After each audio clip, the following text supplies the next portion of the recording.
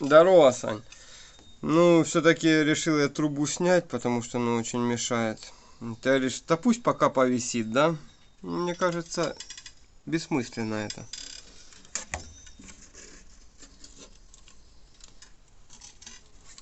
Я прямо здесь обрезать и все.